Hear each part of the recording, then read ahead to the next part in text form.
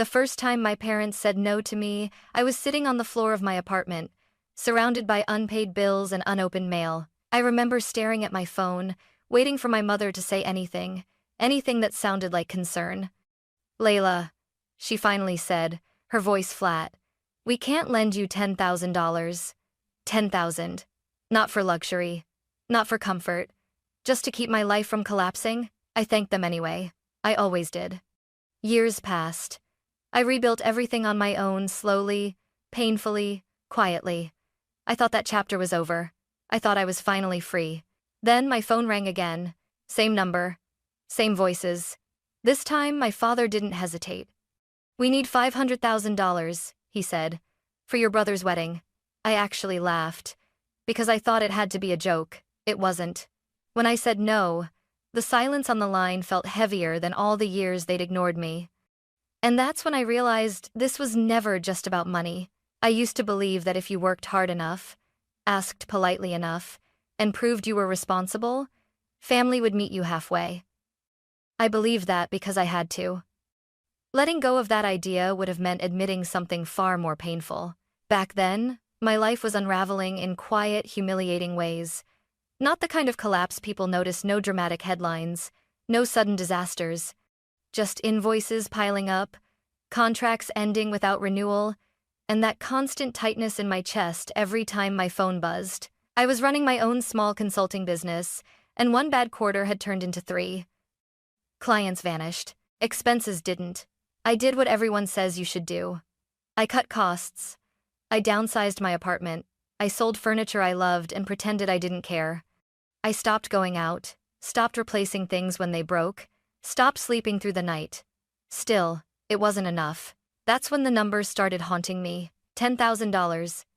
With it, I could catch up on rent, stabilize my cash flow, and buy myself time. Without it, I was going to lose everything I'd spent years building. I stared at that number like it was a cliff edge.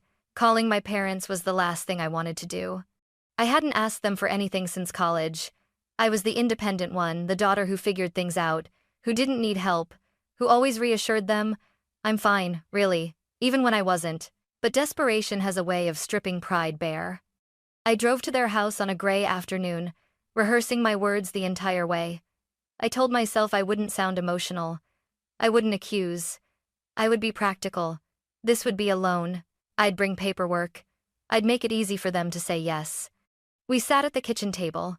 Same table where I'd done homework as a kid. Same faint smell of coffee and cleaning spray. My father sat across from me, arms folded. My mother stirred her tea over and over, even after the sugar was gone. "I just need a short-term loan," I said. My voice sounded steadier than I felt. 10,000. I'll pay interest. I'll put it in writing." My father didn't ask for details. He didn't ask how bad things were or how long I'd been struggling. He just leaned back and shook his head once. "That's not something we're comfortable with," he said. I waited. For a follow-up. A question. Anything. My mother finally spoke, eyes still on her cup. "You chose a risky path, Layla. We can't step in every time things get hard." I remember nodding like that made sense. Like I hadn't spent years being careful. Like this wasn't an emergency. "I understand," I said. The words tasted bitter. "I just thought since it's temporary." "We have other priorities," my father cut in. "We need to think about your brother's future." There it was. Ryan. Always just out of frame. Always the unspoken reason. I didn't argue. I didn't cry. I didn't remind them of how often I'd helped him, covered for him, encouraged him when no one else would. I just smiled, thanked them for their time, and left. I sat in my car afterward, hands shaking on the steering wheel, staring at the house like it might say something if I waited long enough. It didn't. That night, alone in my apartment, I realized something had shifted. It wasn't just that they'd refused me money. They'd refused to see me as someone worth risking anything for. And that realization stayed with me quiet, heavy, and unresolved for years. After that day, something inside me shut down, not loudly, not dramatically, but with a quiet finality that scared me more than anger ever could. I didn't call my parents to argue. I didn't send long messages explaining myself. I simply disappeared from their emotional orbit. If they wouldn't step in when I was drowning, then I would learn how to swim alone. The months that followed were brutal.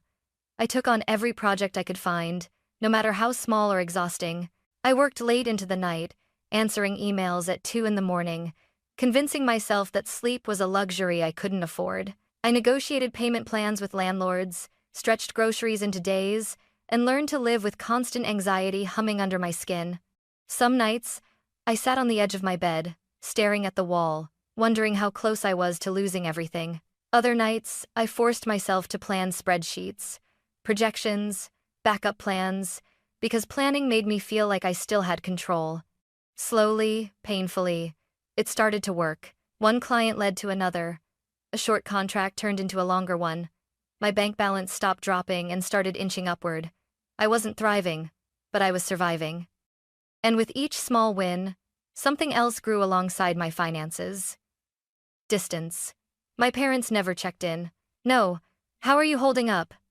No. Do you need anything? No acknowledgement that I'd ever been on the brink. But Ryan, my younger brother, was everywhere in their lives. I heard about him through secondhand comments and casual mentions. Ryan had quit another job. Ryan was exploring opportunities. Ryan needed help with rent again. Ryan wanted to travel to clear his head. And my parents paid. Every time. When Ryan struggled, it was framed as potential. When I struggled, it was framed as poor decision-making. I told myself not to be bitter. I told myself I was imagining the imbalance. But deep down, I knew better. I'd always known. By the time I was stable again, truly stable, I had changed. I'd learned how to rely on myself, how to say no to unpaid labor, how to protect my time and energy. I stopped explaining my choices to people who had already made up their minds about me. I assumed my parents and I would continue in that quiet, distant way. Polite calls on holidays, short conversations, no expectations. Then the engagement announcement came. Ryan was getting married.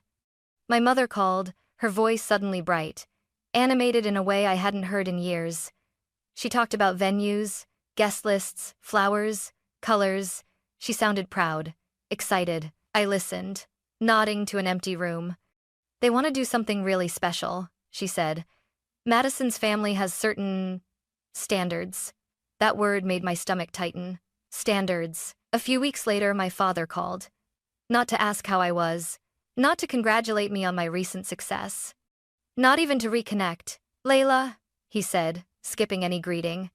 We need to discuss your contribution to the wedding. I remember leaning back in my chair, already uneasy.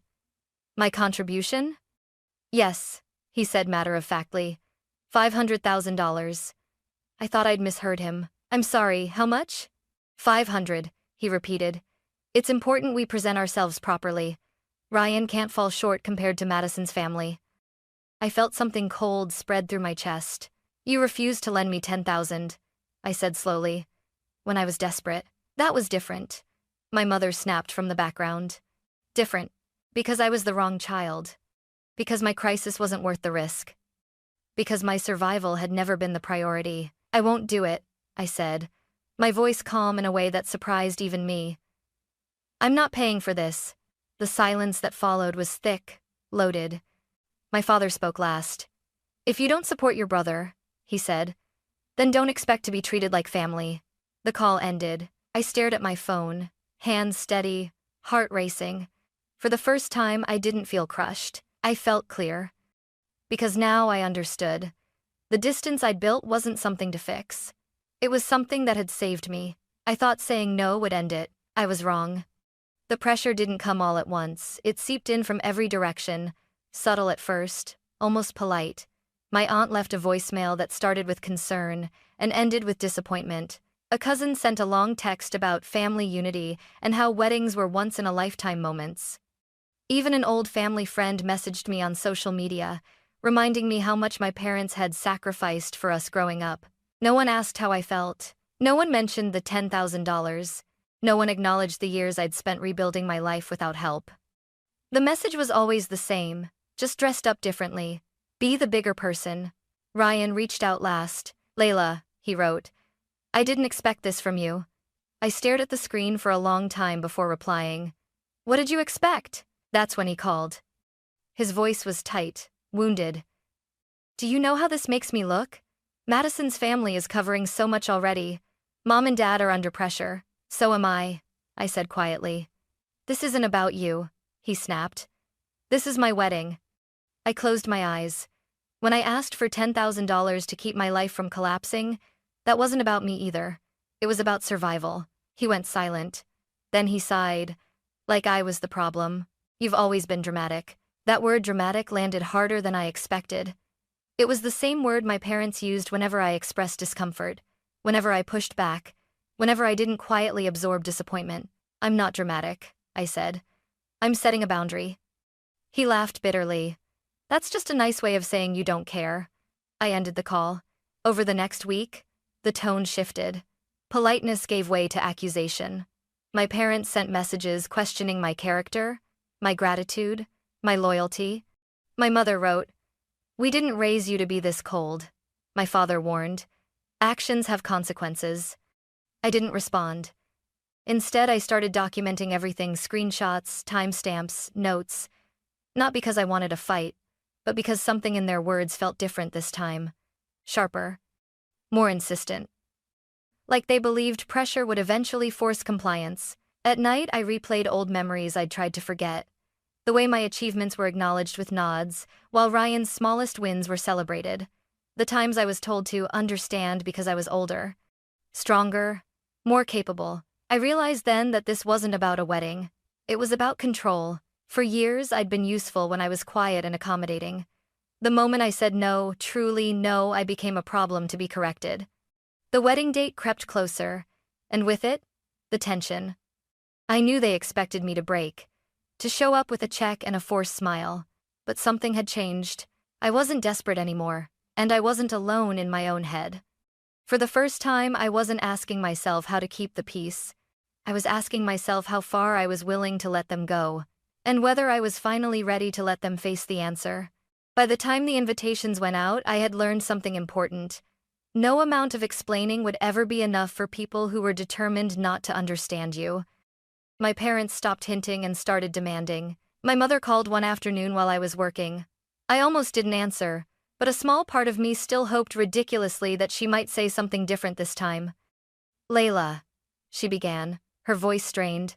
"Your father and I are under incredible stress." I stayed silent.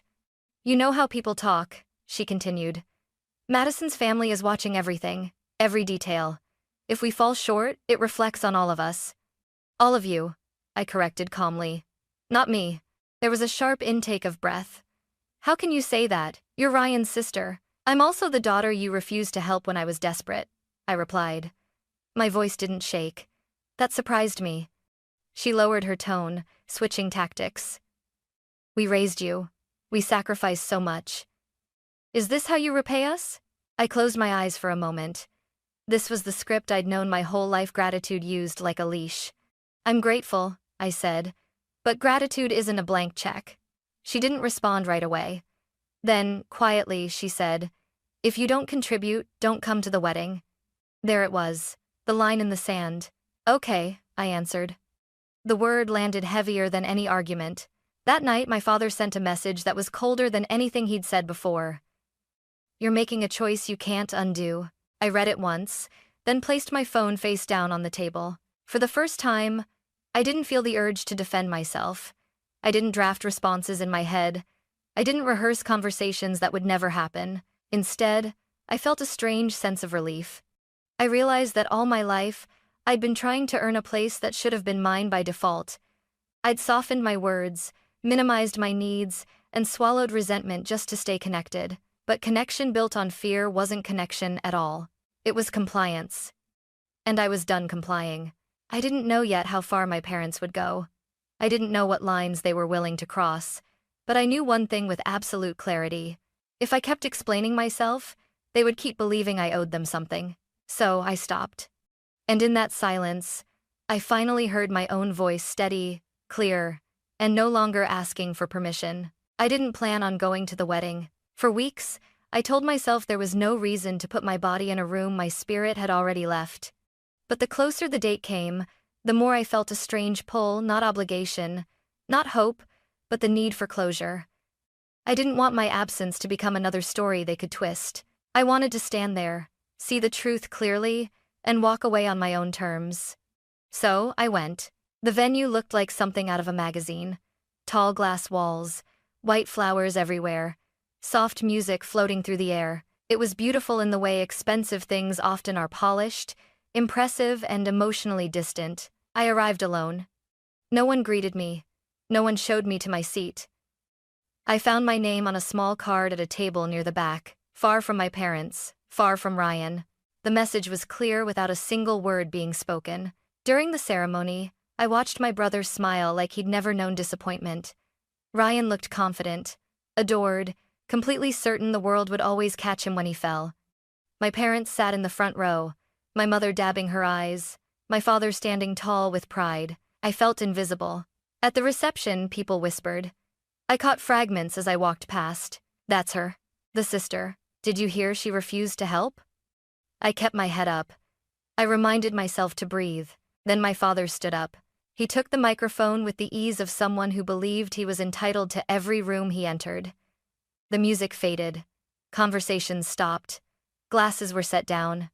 I want to thank everyone who helped make today possible, he began, smiling broadly. Family is everything. My stomach tightened. He paused, scanning the room slowly, deliberately until his eyes landed on me. It's unfortunate, he continued, his tone shifting just enough, that not everyone understands what family responsibility means. A murmur rippled through the crowd. Some people, he said, forget their roots when they become successful. They turn their backs when they're needed most. Every eye turned toward me. My heart pounded so loudly I was sure people could hear it. I felt heat rush to my face, not from shame but from something sharper, deeper. Years of swallowed words pressed against my chest, demanding air. I stood.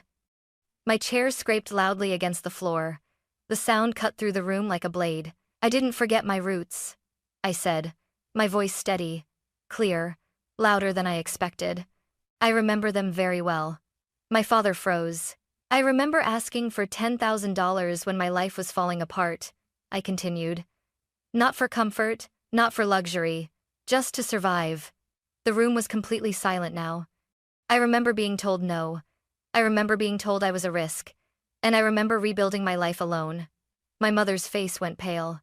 So don't stand here, I said, meeting my father's eyes, and rewrite history because I refuse to be used. Ryan stared at the floor. I'm not selfish, I finished. I'm done sacrificing myself to make everyone else comfortable. No one clapped. No one moved. I didn't wait for a response. I turned and walked out. Each step felt surreal, like my body was moving before my mind could catch up. The cool night air hit my face as I stepped outside, and for the first time that day, I could breathe. My hands were shaking. My chest hurt. But beneath it all, there was something else, something unfamiliar, relief, because in that moment, in front of everyone who had judged me in silence, I had finally told the truth out loud, and there was no going back. I thought walking out of the wedding would be the end of it. I was wrong again. 2 days later, my office receptionist buzzed my phone. Layla, your parents are here. I felt my stomach drop. They didn't have an appointment, she added quietly. They said it's urgent. I stood up slowly. Please ask them to leave. Before she could respond, I heard my father's voice echo down the hallway low, controlled, and unmistakably angry. So this is how you live now, he said as he stepped into my office without permission. My mother followed, her lips pressed tight, eyes sharp instead of tearful this time. There was no apology, no embarrassment about the scene at the wedding, only resentment. You humiliated us, my father said, in front of everyone. I stayed behind my desk, keeping distance between us. You humiliated yourselves. My mother's voice trembled not with sadness, but with fury. Do you have any idea what people are saying about us? I almost laughed. What about what people said about me? I asked. For years. My father leaned forward slightly, lowering his voice. You've crossed a line, Layla. You don't get to turn your back on your family and walk away clean. Something in his tone made my skin prickle. It wasn't grief. It wasn't disappointment. It was pressure. Please leave, I said calmly. If you don't, I'll call security. My mother scoffed. You wouldn't. I pressed the button under my desk. When security arrived and escorted them out, my father looked back at me, eyes hard. This isn't over, he said. The door closed behind them. I sat there for a long time, staring at nothing. My heart racing not with fear, but with certainty. That was the moment I understood something critical. This was no longer a family conflict. It was a boundary being tested. And I was done letting anyone cross it. I didn't sleep much after that. Not because I regretted what I'd done, but because my instincts were finally awake. Every text message made my shoulders tense. Every unknown number felt heavier than it should have. I realized how used I was to brushing things off, telling myself they don't really mean it, they're just emotional, it will blow over. This time, I refused to gamble with my safety or my livelihood. So I did something I'd never done before. I treated the situation the way it actually was, not the way I wished it would be. I called a lawyer. Saying the words out loud, I need advice about harassment from my parents, felt surreal. Part of me still wanted to minimize it, to make excuses for them. But as I read through the messages, listened to the voicemails again, and described the office incident, my voice grew steadier. These aren't misunderstandings, the lawyer said calmly. They're attempts to intimidate. That sentence settled something in my chest. With her guidance, I started documenting everything properly. Dates, times, exact wording, witnesses. I learned how patterns mattered more than single moments, how repetition turned pressure into something legally recognizable. A formal letter went out a few days later, clear, professional, unemotional. It stated that any further contact outside of written communication through legal counsel would be considered harassment. It demanded distance. It set consequences. When my parents received it, my phone stayed silent. No calls, no messages, no dramatic last words. Just silence. And for the first time in months, the quiet didn't feel threatening, it felt protective. I didn't celebrate. I didn't feel triumphant. What I felt was something much deeper and harder earned. Control. Not over them, but over my own life. I understood then that boundaries only work when they're enforced, and love that requires self-destruction isn't love at all. I had taken the conflict out of the family system, where emotions ruled, and placed it in reality, where rules existed. And in that shift, I finally felt safe enough to breathe. People like to say that walking away is the easy choice. It isn't. Walking away means letting go of the version of your parents you kept hoping they would become. It means accepting that love, when tied to conditions and threats, isn't something you can fix by trying harder. After the letter went out, weeks passed, then months. No apologies came, no attempts at reconciliation. And in that silence, something unexpected happened. I stopped waiting. I focused on my work. I rebuilt my routines. I surrounded myself with people who didn't flinch when I said no, who didn't treat my boundaries like a personal attack. I slept better. I laughed more. I stopped replaying old conversations in my head, wondering what I should have said differently. For the first time, my life felt calm, not because everything was perfect, but because nothing was constantly threatening to collapse. I still think about my parents sometimes, about Ryan, about the wedding I walked out of and the family I stepped away from. But the memories no longer come with panic or guilt. They come with clarity. I didn't abandon my family. I stopped abandoning myself. Saying no didn't make me heartless. Protecting myself didn't make me cruel. Choosing peace didn't make me selfish. It made me whole. And if there's one thing I know now, it's this. Love that demands your silence, your money, or your fear isn't love. It's control. I chose freedom instead. Chose freedom instead. Chose freedom instead. Chose freedom instead. Chose freedom instead. Chose freedom instead. Chose freedom instead. Chose freedom instead. Chose freedom instead. Chose freedom instead. Chose freedom instead. Chose freedom instead. Chose freedom instead. Chose freedom instead.